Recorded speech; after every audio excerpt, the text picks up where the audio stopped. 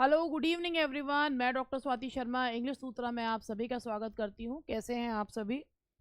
आप सभी को बसंत पंचमी की बहुत सारी शुभकामनाएं। और आज मैं आप लोगों के लिए लेकर आई हूँ पेनिशिया सीरीज़ का पार्ट 4 है। अगर आप लोग ध्यान से देख रहे हैं, इससे पहले हमने हिस्ट्री सीरीज़ कंप्लीट करी थी। शेक्सपियर के, विलियम शेक्सपियर के हिस्ट्री प्लेस को मैंने बहुत ही शॉर्ट में और जो मेन पार्ट्स थे उनके वो बताए हैं। इसके अलावा उससे संबंधित एक क्विज भी कराई है, यानी कि क्वेश्चंस भी कराए। आज मैं आप लोगों के लिए लेकर आई हूँ विलियम शेक्सपियर की कॉमेडीज़ जो है उनको जो है एक शॉर्ट फॉर्म में कॉमेडीज़ हैं। कॉमेडीज़ का एक पार्ट आज है, एक पार्ट कल कराऊंगी, फिर कॉमेडी से संबंधित क्वेश्चंस कराऊंगी, फिर उसके बाद ट्रेजेडीज़ कराऊंगी। और इस तरीके से विलियम शेक्सपियर को इस तरीके से कंप्लीट कराने की कोशिश जो है वो मैं करूंगी। तो ये और जो भी मटेरियल हम लोग टाइप कर रहे हैं या एक्स्ट्रा मटेरियल जो भी होगा वो आप लोगों को मिल जाएगा टेलीग्राम पर। टेलीग्राम का लिंक डिस्क्रिप्शन में दिया हुआ है। तो चलिए स्टार्ट करते हैं। और जो है पेनिशिया सीरीज़, पेनिशिया का मतलब तो आप लोग सब जानते ही होंगे। पेनिशिया सीरीज का मतलब होता है रामबाण। तो ये एक तरीके से रामबाण ही है, क्योंकि ये बेसिकली आप लोगों को यही बताने के लिए है कि लास्ट टाइम पर आप लोगों को क्या क्या चीज़ पढ़नी चाहिए, क्या नहीं पढ़ना चाहिए, और अपने दिमाग को फोकस कैसे करना चाहिए। तो सबसे पहले आज हम लोग शेक्सपियर जी की कॉमेडीज़ के बारे में बात करेंगे। तो उनकी कॉमेडीज़ के बारे में अगर हम बात करते हैं तो जो भी उनकी कॉमेडीज़ आती हैं, ठीक है, तो पहले मैं आप लोगों को उनकी कॉमेडीज़ के बारे में बता दूं कि शेक्सपियर जी की कॉमेडीज़ हैं कौन कौन सी, फिर जॉनरा कॉमेडी का वो बताऊंगी। तो सबसे पहले आज जो है मैं आपको कॉमेडीज़ के बारे में उनकी बता दूं। और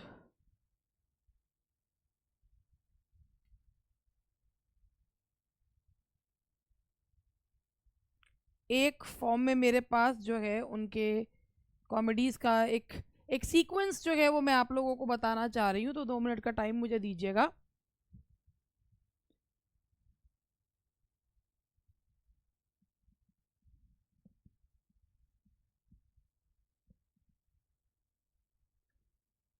जी, बात करते हैं शेक्सपियर जी की कॉमेडीज़ के बारे में। तो कॉमेडीज़ हैं उनकी, इस तरीके से कॉमेडीज़ को जो है वो अरेंज किया गया है।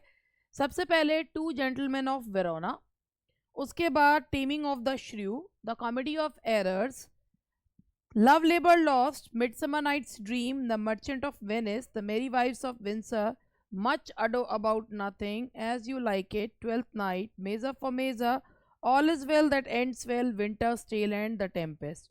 तो वेल हालांकि इनमें से कुछ जो हैं वो रोमांसेस में भी आते हैं, और उसको अगर हम छोड़ भी दें तो इस तरीके से इनको two gentleman of Verona, taming of the shrew, comedy of error, love labour lost, midsummer night's dream, merchant of Venice, the merry wives of Windsor, much ado about nothing, as you like it, twelfth night, measure for measure, all is well that ends well, यहाँ तक जो है Shakespeare की comedies मानी जाती हैं। Winters tell, Tempest और Cymbeline को रोमांसेस में लिया जाता है।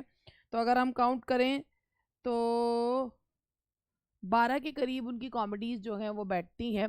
अब उनमें से मैं कुछ कॉमेडीज़ आज आप लोगों को, सबसे पहले मैं कॉमेडीज़ के बारे में, कॉमेडी होती क्या है, कॉमेडी का आप क्या समझते हैं कॉमेडी से, तो ये बताना चाहूँगी। कॉमेडी क्या होती है? Comedy is an imitation of main. अगर हम ट्रेजेडी के बारे में बात करते हैं कि tragedy is an imitation of an action that is serious in itself, तो कॉमेडी की भी तो किसी चीज़ का इमिटेशन होती है ना। तो कॉमेडी इमिटेशन होती है main worse than the average. Comedy का मतलब होता है कि जो एवरेज लोग हैं ना, उनसे आप उनका से वर्स, उनसे खराब प्रदर्शन जब उसका इमिटेशन करोगे, ऑब्वियसली हंसी आपको तब आएगी। एक साधारण व्यक्ति पे आपको क्या हंसी आएगी, लेकिन अगर आप उसको कैरिकेचर फॉर्म में यूज करोगे, उनके कुछ स्पेशल कैरेक्टरिस्टिक्स को बढ़ा चढ़ा के प्रस्तुत करोगे, तभी तो हंसी आएगी ना। अरिस्टोटल के according comedy is an imitation of a character of a lower type. Comedy जो होती है वो एक कैरेक्टर को इमिटेट तो करती है, लेकिन कैसे कैरेक्टर को इमिटेट करती है? जो कि लोअर टाइप का होता है। Not however in the full sense of the word bad, bad नहीं होता है। कॉमेडी के जो कैरेक्टर है उसका ये मतलब नहीं है कि वो बुरा होगा, बट लुडिक्रस बिंग, मतलब वो एक बहुत हास्यपद होता है। Merely a sub division of the ugly, अगली का सब डिविजन मान सकते हैं। और इसमें ना कुछ उस व्यक्ति में कुछ डिफेक्ट होगा या कुछ अगलीनेस होगी जो किसी को नुकसान पहुंचाने वाली नहीं होगी। तो कहने का मतलब ये है। और अभी आपको मैं इसमें बताऊं कि कॉमेडी में जब जैसे जॉनरा, जो कॉमेडी का जॉनरा, मेरे पास एक बहुत पुरानी किताब है, अगर आप लोगों में से भी कुछ लोगों ने जो मेरी ही जिस समय पे मैंने पढ़ाई करी है उसी समय पे करी होगी, तो आप लोगों ने भी एक किताब जरूर पढ़ी होगी। हमने तो पढ़ी है भाई, एंड दैट इज़ बी प्रसाद। आज भी आती है वो किताब। तो बी प्रसाद की किताब है, उसमें से मैं आप लोगों को कुछ बताना भी चाह रही थी, और ये है कॉमेडी के बारे में ही जो है मुझे आप लोगों को बताना है। तो चलिए मैं आप लोगों को बताती हूँ। और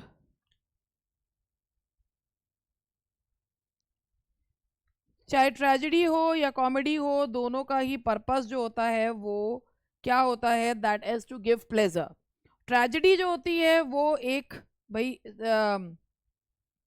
एक बहुत हायर क्लास को जो है रिप्रेजेंट करती है, और कॉमेडी जो होती है वो लोअर क्लास को रिप्रेजेंट करती है, एक डिफेक्ट को, अगलीनेस को जो है वो बताती है, जो कॉमेडी जो है उसको बताती है। तो अब कॉमेडी के में मैंने बताया कि sub division of the ugliness होता है। तो अब हम एक एक करके विलियम शेक्सपियर जी की कॉमेडीज के बारे में बात करते हैं। सबसे पहले let's talk about comedy of errors.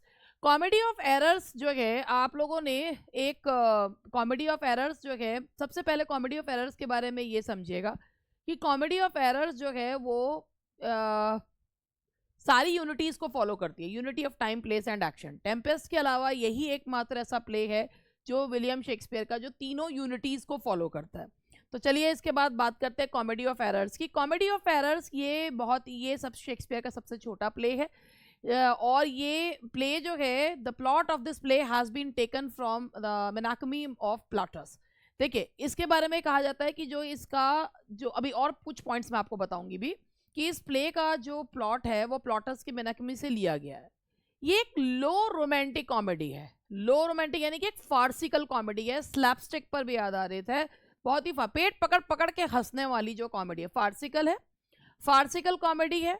और इसमें ना जो मेन दो इसमें आइडेंटिकल ट्विंस हैं, और उनसे जो है दोनों के बीच में जो आइडेंटिटी क्राइसिस हो जाता है कि भाई दोनों में से बेसिकली जो कॉमेडी उत्पन्न होती है वो फार्सिकल सिचुएशन उत्पन्न होती है कि जब दोनों भाई एक बिल्कुल एक से लगते हैं, और जो उनके सर्वेंट्स हैं वो भी एक से लगते हैं, तो जो लोग हैं वो उनको एक भाई को दूसरा समझ लेते हैं, और उससे जो हास्यास्पद स्थिति उत्पन्न होती है। तो ये एक फार्सिकल कॉमेडी है। मेन जो इस प्ले का वेन्यू है वो एफेसस और साइराक्यूज है, वैसे एफेसस है इसका। और अब मैं इसके बारे में जो आप लोगों को और बताना चाहूंगी वो ये बताना चाहूंगी, तो कॉमेडी ऑफ एरर्स के बारे में कि कॉमेडी ऑफ एरर्स का बेसिकली आप लोगों को ये पता है कि कॉमेडी ऑफ एरर्स का जो मेन जो इसका वो माना जाता है वो दैट इज जो अभी बताया आपको, प्लॉटस का मेनाकमी है। लेकिन लेकिन लेकिन एक और चीज मैं आपको बताती हूँ, यहां पर ये चीज मैं आप लोगों को बताना चाहूंगी कि सम एलिमेंट्स, ये कॉमेडी ऑफ एरर्स की हम बात कर रहे हैं, कॉमेडी ऑफ एरर्स कि some elements seem to come from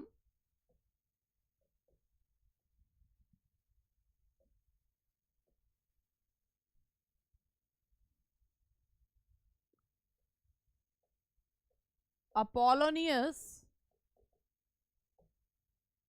of Tyre। यहां से लिया गया, ये अननोन राइटर का एक वर्क है अपोलोनियस ऑफ टायर, वहां से इसके एलिमेंट्स हैं। कौन कौन से हैं मैं आपको बताती हूँ। शिपरैक सीन, जो शिपरैक सीन है वो कहां से लिया गया है, that has been taken from Apollonius of Tyre. और इसके अलावा Emilia's disappearance, Emilia's disappearance and reappearance, ये दोनों जो रीअपियरेंस एज एन एबेटस, ये दोनों जो है, ये दोनों सीन्स अपोलोनियस ऑफ टायर से लिए गए हैं। ये मतलब कहने का मतलब ये है कि इसका एकमात्र सोर्स मेनाकमी नहीं है, इसका सोर्स जो है अपोलोनियस ऑफ टायर भी इसका सोर्स है। किसका? कॉमेडी ऑफ एरर्स का। ठीक है जी। और एक और आपको मैं बताती हूँ, इसका एक अडेप्टेशन भी है। कॉमेडी ऑफ एरर्स का एक अडेप्टेशन भी है। और अडेप्टेशन का मतलब होता है कि जब किसी प्ले को लेकर ही कोई प्ले बनाया जाता है, जैसे आप लोगों ने पढ़ रखा है कि नाहम टेट ने किंग लियर को जो है वो हैप्पी एंडिंग दी है, तो वो अडेप्टेशन है, the history of King Lear, और नाहम टेट ने लिखा है। इसी तरीके से कॉमेडी ऑफ एरर्स का भी एक अडेप्टेशन है 1716 का, and that is everybody mistaken. Adaptation है इसका, अडेप्टेशन कॉमेडी ऑफ एरर्स का है, दैट इज जो पहला अडेप्टेशन है इसका, everybody mistaken, that is everybody mistaken. और ये कब आया था? 1716 का वर्क है। ठीक है जी। तो ये मैंने कॉमेडी ऑफ एरर्स के बारे में बताया। कॉमेडी ऑफ एरर्स की अगर हम बात करें पॉपुलर लाइंस की, तो इसके जो कैरेक्टर्स वगैरह हैं हम उनको भी डिस्कस कर लेते हैं, फिर उसके बाद आगे बढ़ेंगे। मैंने कहा ना पेनेशिया सीरीज में आपको सारी चीज़ जो है वो देखने को मिलती हैं, तो अगर हम इसके बारे में बात करें तो कॉमेडी ऑफ एरर्स की तो यहाँ पर जो इसके कैरेक्टर्स हैं, मेन सेटिंग इसकी एफेसस है, ये मैंने आपको बताया ही था। सोलिनस है, ड्यूक ऑफ एफेसस हैं, और एजियन मर्चेंट ऑफ साइराक्यूज हैं, एमिलिया, एजेंस लॉस्ट वाइफ, जिसका मैंने बताया कि एमिलिया का डिसअपियरेंस और रीअपियरेंस दोनों के दोनों अपोलोनियस ऑफ टायर से लिए गए हैं। और दो भाई हैं, Antipholus of Ephesus and Antipholus of Syracuse, और इसके अलावा दो भाई हैं नौकर जो हैं, Dromio of Ephesus and Dromio of Syracuse. अब इसकी एक लाइन है, I to the world am like a drop of water that in the ocean seeks another drop. वो कहते हैं कि यहाँ पर ये लाइन जो है ये एंटीफोलस ऑफ साइराक्यूज कह रहा है कि मैं दुनिया में एक बूंद हूँ पानी की, एक दुनिया रूपी ओशन में जो अपने ही जैसे बूंद को ढूंढ रहा है। Who failing there to find his fellow forth unseen, क्योंकि जिसे कभी देखा नहीं है, inquisitive confounds himself। और मैं जो है यहाँ पर वो कह रहा है कि मैं अपने जैसा ही एक और प्राणी जो है वो ढूंढ रहा हूँ अपने ही, जबकि जिसको मैंने कभी देखा नहीं है, अपने ही जैसी एक बूंद जो है वो मैं ढूंढ रहा हूँ। ये Antipholus of Syracuse act first scene second में कहता है। और ये शेक्सपियर का शॉर्टेस्ट जो है वो प्ले है, one of the most farcical comedies है, और इसमें mistaken identity and slapstick humour भी यूज किया गया है। इसके अलावा मैंने बताया, देखो ये तो सबने आपको बताया कि मैनकेमी के जो प्लॉटर्स के मैनकेमी से इसका सोर्स लिया गया है, लेकिन जो इसका एक और सोर्स है वो है अपोलोनियस ऑफ टायर, जहाँ से जो शिपरेक सीन है और जो एमिलिया का अपीयरेंस एंड डिसअपीयरेंस सीन है वो मैनकेमी से नहीं लिया गया, वो लिया गया है अपोलोनियस ऑफ टायर से। आई होप कि यहाँ तक बात समझ में आ गई। अब चलो बात करेंगे लव लेबर लॉस्ट की। देखो जी, लव लेबर लॉस्ट जो शेक्सपियर का प्ले है, बेसिकली सबसे पहली बात ये कॉमेडी ऑफ मैनर्स है। ठीक है, कॉमेडी ऑफ मैनर हालांकि शेक्सपियर के समय तक तब आया नहीं था, लेकिन विलियम शेक्सपियर ने ये जो लिखा है ये कॉमेडी ऑफ मैनर है। आपको कई जगह पे इसको रोमांटिक कॉमेडी भी, तो हम इसे रोमांटिक कॉमेडी से पहले ये कॉमेडी ऑफ मैनर्स कहा जाएगा। कॉमेडी ऑफ मैनर्स का मतलब होता है कि वेयर जो the elite class of the society are being mocked, तो उसे जो है कॉमेडी ऑफ मैनर्स कहा जाता है। लव लेबर लॉस्ट का कोई एक सोर्स नहीं है, लेकिन फिर भी इसमें कई सारे सोर्सेज जो हैं वो लिए गए हैं। और आप देख रहे हैं मैंने जो इसमें लिखा हुआ है कि इसमें मैंने बेसिकली इसमें मैंने कॉमेडिया डेल आर्टे, मैं अपनी बात को समझाऊंगी भी कि भाई मैंने ऐसा क्यों लिखा है। वैसे इसका जो है एक है ला एकेडमी जो है the la academy française, the academy of France, यहाँ से जो है एक पोएम है वो इसका सोर्स है। लेकिन इसको मैं अभी पहले इसके बारे में थोड़ा सा आपको लोगों को बताना चाहूँगी, जो मैं एक्स्ट्रा पॉइंट लिख के लाती हूँ। सबसे पहले इस प्ले के बारे में, ये शेक्सपियर का one of the earliest plays में से एक है। ठीक है जी, one of the earliest plays में से ये कहा जाता है कि ये क्वीन एलिजाबेथ फर्स्ट के सामने क्रिसमस के टाइम पर उनको दिखाया गया था। अब हमें कैसे पता चलेगा? जब फर्स्ट क्वार्टो एडिशन इसका आया था तो फर्स्ट क्वार्टो के उसमें लिखा था कि this play was presented before her highness this last Christmas. यानी कि first quarto edition states, first quarto edition में ये कहा गया है कि this play was presented before her highness last Christmas.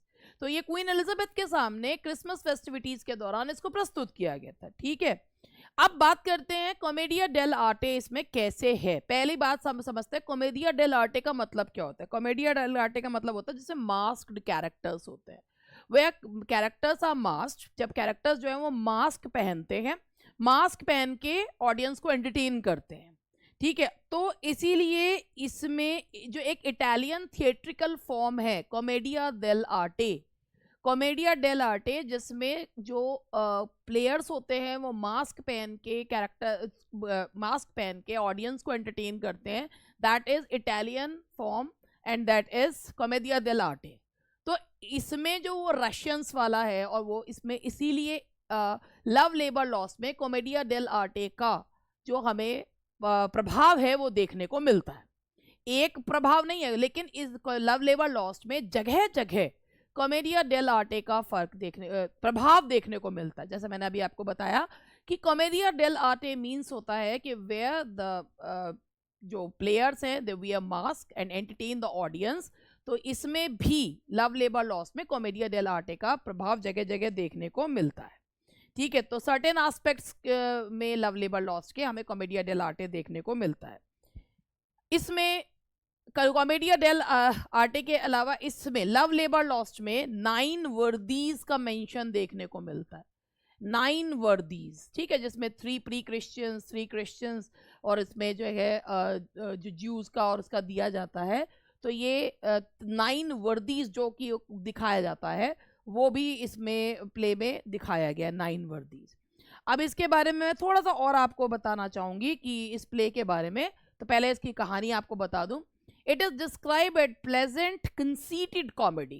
Conceited का मतलब होता है जहां पे हर कोई बहुत ज्यादा अपने एक स्वेल्ड विद प्राइड, बिना बात के घमंड में है, बिना बात के अपने आप को दूसरों से सुपीरियर समझ रहा है ना, बिना बात के अपने आप को भाई लोग आपको सुपीरियर माने बात अलग है, आप खुद को जबरदस्ती सुपीरियर साबित करने पे लगे पड़े।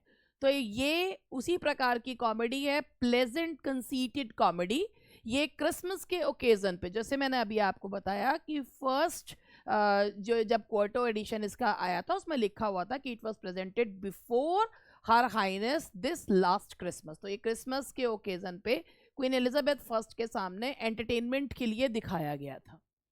ठीक है जी। It is a story of king of Navarre. ये किंग ऑफ नवारे हैं और उनके 3 दोस्त हैं, जो है फर्डिनेंड, और उनके 3 दोस्त हैं। तो ये तीनों के तीनों कसम खाते हैं कि हम जो है लगभग 3 साल तक we will not entertain ladies, और हम किसी भी प्रकार के प्लेजर में इन्वॉल्व नहीं होंगे क्योंकि हमें पढ़ाई करनी है। वी आर सो मतलब we want to indulge ourselves in deep studies, और जो women हैं they keep you off from studies। तो वो औरतें जो होती हैं वो पढ़ने नहीं देती हैं, तो औरतों से दूर रहेंगे। लेकिन होता क्या है, लेकिन अब यहाँ कैसे ये कॉमेडी ऑफ मैनर्स है, कैसे कंसीटेड वर्क है कि as soon as they see princess of France और उनके साथ उनकी लेडीज आई हुई हैं, सारे के सारे ना केवल प्रिंस बल्कि जितने उनके दोस्त हैं सारे के सारे जो हैं वो लेडीज के प्यार में जो हैं वो पड़ जाते हैं। As soon as they see them and they fall in love with them. अब लव लेबर लॉस्ट क्यों है कि वह जब अपने प्यार की ओथ तो वो तोड़ देते हैं, लेकिन प्रिंसेस ऑफ फ्रांस के पिता की मृत्यु हो जाने की वजह से वो कहती है कि अभी शादी नहीं हो सकती है, और अगर तब तक तुम इंतजार कर लो जब तक कि वो एक शोक में रहेंगे तो ठीक है, नहीं तो कोई बात नहीं। तो यहाँ पर ये दिखाया है कि जितना प्रेम के लिए लेबर करा एवरीथिंग इज लॉस्ट। तो this is a conceited comedy, comedy of manners है। और इसके अलावा इसमें कॉमेडिया डेल आर्टे का जो कई जगह पर देखने को मिलता है। वैसे तो द फ्रेंच एकेडमी का जो पोएम है उसका इसमें जगह जगह देखने को इसका जो सोर्स है, लेकिन कॉमेडिया डेल आर्टे भी है। और कॉमेडिया डेल में आर्टे मैंने बताया कि जिसमें जो प्लेयर्स हैं वो मास्क पहन के, तो इसमें रशियंस के रूप में आते हैं। तो 9 वर्दीज जो है वो भी इसमें दिखाया गया है। अब मैं आपको थोड़ा सा और बताऊंगी कि लव लेबर लॉस के बारे में। बीच बीच में देखिए, अब मैं फिर आपसे ये कहूंगी, देखिए यूट्यूब पर मैं जितनी मेहनत करती हूँ ना, और सबसे पता है कि मेरे को एक ये चीज़ लगती है कि मैं इतनी मेहनत जो है वो आप लोगों के लिए करती हूँ, और कई बार जो होता है ना कि बिना बात के लोग ना फालतू की बात करते हैं, बिना बात के कि कोई चीज़ पूरी नहीं कराते हैं, कोई चीज़ ये नहीं कराते हैं। देखिए भाई, ऐसा है, हम यूट्यूब पर फ्री सर्विस दे रहे हैं, तो जितना हम कर सकते हैं उतना ही हम कर सकते हैं। और यूट्यूब पे कौन इतना अच्छा जो है वो कंटेंट दे रहा है, अगर आप मिल रहा है, आपको बहुत अच्छा कंटेंट मिल रहा है, पूरा कंटेंट मिल रहा है, फ्री में मिल रहा है, तो ऑब्वियसली आपको इस चैनल पे आने की ज़रूरत ही नहीं है। लेकिन जिनके लिए ये कंटेंट भी हेल्पफुल हो सकता है, जिनके लिए मैं जो है बहुत मेहनत कर रही हूँ, तो कम से कम मैं ये इतना एक्सपेक्ट करती हूँ कि आप लोग जो है इस वीडियो को ज़्यादा से ज़्यादा जो है वो देखें, पूरा पूरा देखें। कम से कम जो कमेंट में अपनी भाषा की मर्यादा को बनाए रखें, वो बहुत ज़रूरी होता है। वैसे तो हम किसी को रोक सकते नहीं है, जो व्यक्ति उटपटांग कमेंट करता है वो अपनी अपब्रिंगिंग, अपने परिवार का स्तर जो है वो दिखाता है, तो उसमें हम तो कुछ कर नहीं सकते। जो फालतू की बात करता है, मैं उसके बारे में बात कर रही हूँ। चलिए, मैं आपको लव लेबर लॉस के बारे में बता रही थी, और यहाँ पर है एक इस लव लेबर लॉस। देखिए, ऐसे कोई चीज नहीं होती कि जिसको क्रिटिसाइज ना किया जाए। चार्ल्स गिल्डन जो है, उन्होंने कहा है, चार्ल्स गिल्डन ने कहा है, one of the worst of Shakespeare's plays. तो याद रखिएगा, कभी ये पूछा जाए कि चार्ल्स गिल्डन ने कौन से प्ले को, शेक्सपियर के प्ले को वन ऑफ द वर्स्ट कहा है, तो ये है, that is Shakespeare's play, that is Charles Gildon ने कहा है लव लेबर लॉस्ट को। इसके बाद मैं आपको कहती हूँ कि एक 1598 का एक वो बताती हूँ। 1598 में एक फ्रांसिस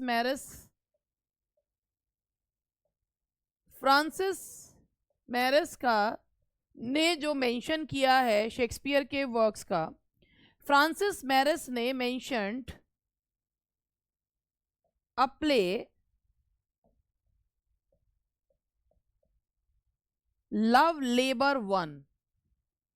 तो दिमाग में आता है Francis, in 1598 Francis Meres mentioned love labour one.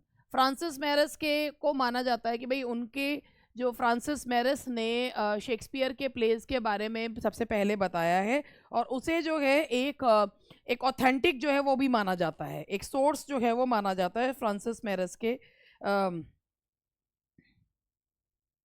पैलेडिस्टेमिया को, या जो फ्रांसिस मैरिस के पैलेडिस्टेमिया को ये माना जाता है, आपने नाम सुन भी रखा होगा।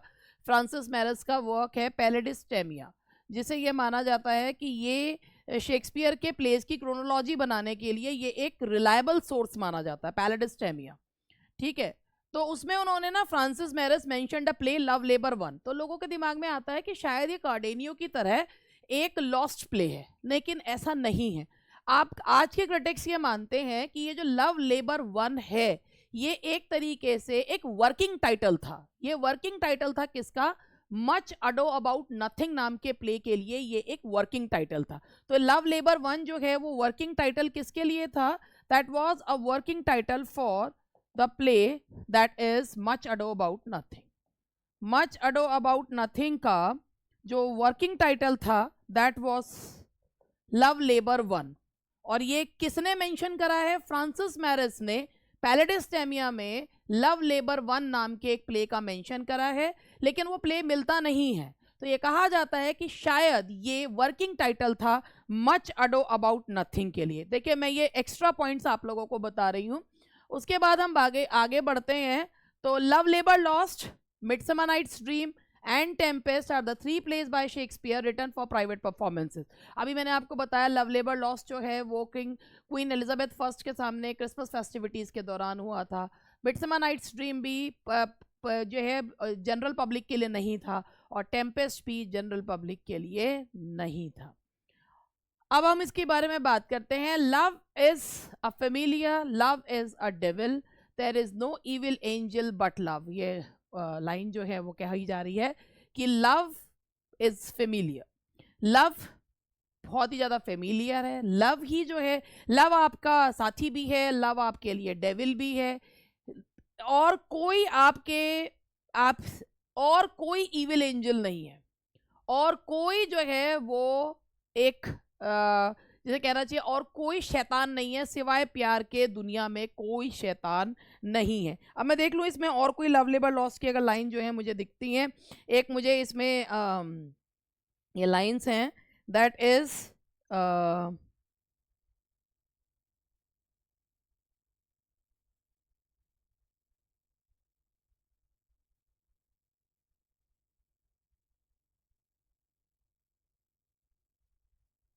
ये एक बहुत सुंदर सी लाइन है, that is from women's eyes this doctrine I derive, they sparkle still the right Promethean fire, they are the books, the arts, the academies, the show contain and nourish all the world। तो इस line के बारे में बताना चाहूँगी। तो to all the ladies I dedicate this line, मतलब मेरी नहीं है, विलियम शेक्सपियर की है। और ये जो बायरन जो सीन थर्ड में कह रहे हैं, जो लॉर्ड हैं, फ्रॉम विमेंस आई की महिलाओं की आंखों से मैंने ये प्रिंसिपल जो है वो निकाला है, कि उनकी आंखों में एक प्रोमेथियन फायर है। तो ये अल्यूजन दिया गया है। दे आर द बुक्स, और विमेन खुद में एक किताब है, वो खुद में ही एक शिल्प हैं, वो खुद में ही एक एकेडमिक्स हैं। दैट शो कंटेन, वो हैं जो पूरी औरतें वो हैं जो पूरे संसार को नरिश करती हैं। तो इतनी खूबसूरत लाइन है। क्या लिखते थे विलियम शेक्सपियर, वाह। तो ये लाइन है विलियम शेक्सपियर की, और बायरन जो हैं वो कहते हैं इसमें, ये लव लेबर लॉस्ट में। अब मैं थोड़ा सा जो है अपने आपको ऐप से संबंधित चीज़ें जो हैं वो बता देती हूँ। तो क्या बताना था मुझे, यहाँ से बता देती हूँ। इस वाले में तो वो ऐड वगैरह लगे हुए नहीं है, तो मैं इसमें से बता देती हूँ आपको। देखिए, आपकी तैयारी अगर अच्छी हो गई है तो आप लोगों को अब प्रैक्टिस करनी चाहिए। और प्रैक्टिस आप कैसे कर सकते हैं, या तो प्रैक्टिस सेट खरीद के कर सकते हैं, या हमारा प्रैक्टिस बैच लेके कर सकते हैं। हमारा प्रैक्टिस बैच अगर आप लेते हैं तो आपको कोई और प्रैक्टिस सेट खरीदने की ज़रूरत नहीं है, क्योंकि मार्केट में अवेलेबल जितने प्रैक्टिस सेट्स हैं, इसके अलावा मैं खुद भी क्वेश्चंस बनाती हूँ। तो आपको अपने आप को, अगर अपनी तैयारी को अपने देखना है, अगर आपको ये देखना है कि हम कितने तैयार हैं, तो सबसे पहले आप ये करिए कि आप देखिए, प्रीवियस ईयर करने से कोई फ़ायदा नहीं होगा, क्वेश्चन रटने से कोई फ़ायदा नहीं होगा। अगर आपको क्वेश्चन की एक्सप्लेनेशन पता है तो आप उससे सब मिलते जुलते 2-3 क्वेश्चंस और कर देंगे, लेकिन अगर आपको क्वेश्चन की एक्सप्लेनेशन ही नहीं पता तो आप नहीं कर पाएंगे। ये पायनियर प्रैक्टिस बैच जो है, ये 2 बैचेज हैं। एक है आप लोगों के लिए जिसमें हमारी जो किताब है, that is the path to victory. जैसे आप मार्केट में अवेलेबल और बुक्स पढ़ते हैं यूपीटीजीटी के लिए, वैसे ही ये हमारी किताब है जिसमें थ्योरी है और क्वेश्चंस हैं और प्रैक्टिस पेपर्स हैं, ग्रामर है, सब कुछ है। पायनियर प्रैक्टिस बैच में आप लोगों को प्रैक्टिस टेस्ट कैसे करवाए जाते हैं, प्रैक्टिस टेस्ट पूरा जो 125 क्वेश्चन का या 100 क्वेश्चन का टेस्ट बनता है पूरा, और उस क्वेश्चन में एक क्वेश्चन यहाँ पर पेपर दिखाया जाता है, और उस क्वेश्चन पेपर आप ऐप पर अगर आपको देखना है कि कैसे क्लास होती है, तो आपको करना क्या है कि मैं इसके बारे में ज़्यादा क्या बताऊँ, आप करिए ये कि आप इंग्लिश सूत्रा का ऐप डाउनलोड करिए, पायनियर प्रैक्टिस बैच खोलिए, उसमें एक क्लास खुली हुई है कि किस तरीके से टेस्ट हमारे यहाँ करवाए जाते हैं, लाइव कैसे क्लास होती है। आप उसे खोल के देखिए, आपको पता चल जाएगा। हाँ, इसका स्टडी मटेरियल आपके घर पर आएगा, ठीक है जी। इसके अलावा ये बुक है, इस बुक को आप खरीदने के लिए 550 की बुक है। इस बुक को खरीदने के लिए आपको 7895937338 पे कॉल करना होगा, और आपको ये किताब जो है 550 का पेमेंट करके ये किताब आपको मिल जाएगी। इसके अलावा ये हमारा यूपी टीजीटी का एक बैच है, यूपी पीजीटी का बैच है, कंप्लीट बैचेस हैं। ये बैचेस हैं जब जो क्लासेस हुई थी वो क्लासेस बिल्कुल सिस्टमेटिकली अरेंज्ड हैं, जिसमें राइटर्स हैं, ग्रामर है, लिटरेरी टर्म्स हैं, और वही जो क्लासेस हुई हैं उन्हीं के पूरे कंप्लीट नोट्स, यानी कि बुक फॉर्म में नोट्स। माइंड माय वर्ड्स, मैं पीडीएफ नहीं देती हूँ, ठीक है, मैं आपके घर पर सारे नोट्स कुरियर करवाती हूँ, ठीक है। तो इसीलिए ये आप ये देखिए, कोई इनकी फी, अगर आप ये देखें ना, अगर अपने आप से कोई पीडीएफ के निकलवाने लगे तो इतनी महंगी तो पीडीएफ ही बैठ जाती हैं, लेकिन मैं पीडीएफ नहीं देती हूँ, ये नोट्स आपके घर पर आते हैं, ठीक है जी। आपको करना क्या है, इंग्लिश सूत्रा का ऐप डाउनलोड करिए, स्टोर में जाकर आप अपने काम का अगर कोई आपको बैच लगता है तो आप देख सकते हैं।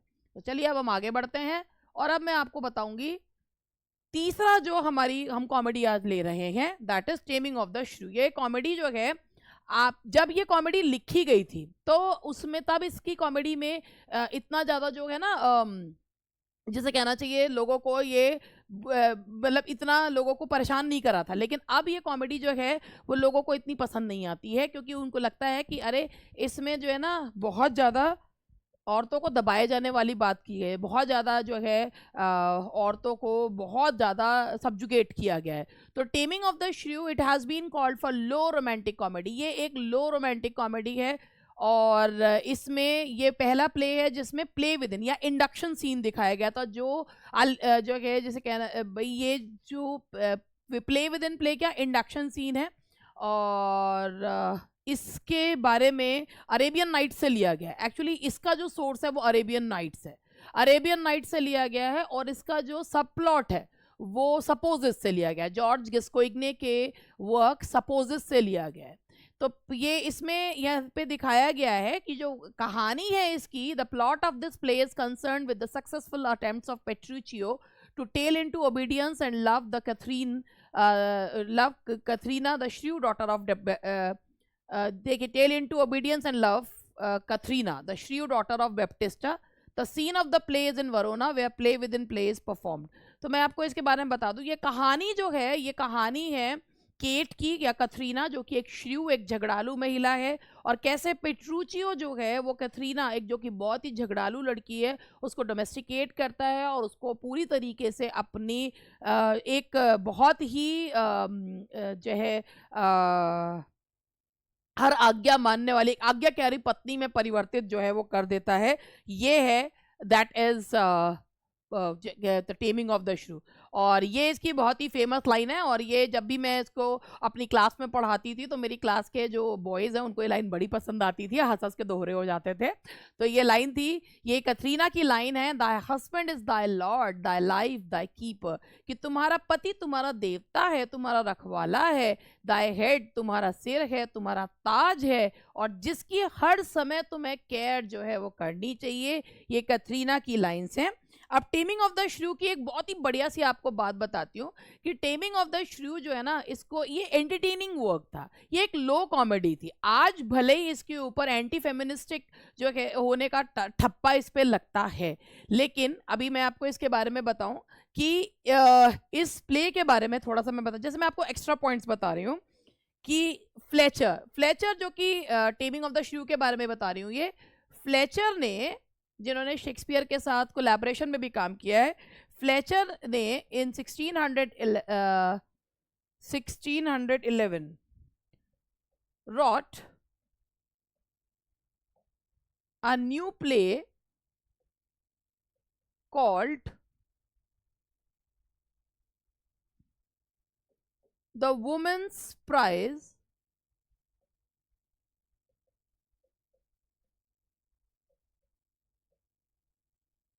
or The Tamer Tamed. The Tamer Tamed.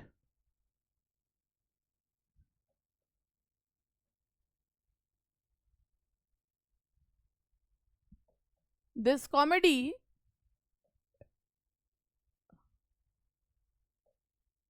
brings back the character of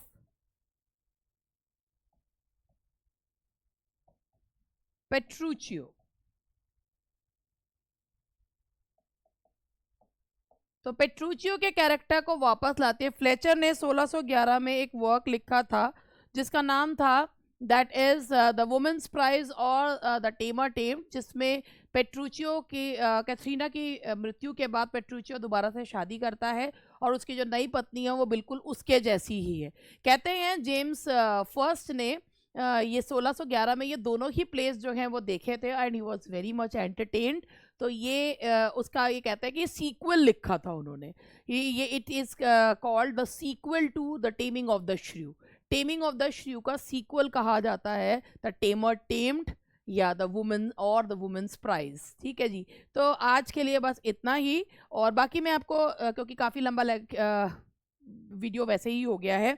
तो मैं अब आपको और जो मेन पॉइंट्स हैं, देखिए ये सारी चीज़ें तो आपको भी पता होती हैं, बीच में जो मेन पॉइंट्स होते हैं वो मुझे बताना होता है। तो आई होप कि आपको ये वीडियो अच्छा लगे, और इसके साथ ही मैं अभी पहले कॉमेडी वाली सीरीज़ अपनी कंप्लीट कर दूं, फिर ट्रेजेडी वाली सीरीज़ जो है वो कंप्लीट करूंगी।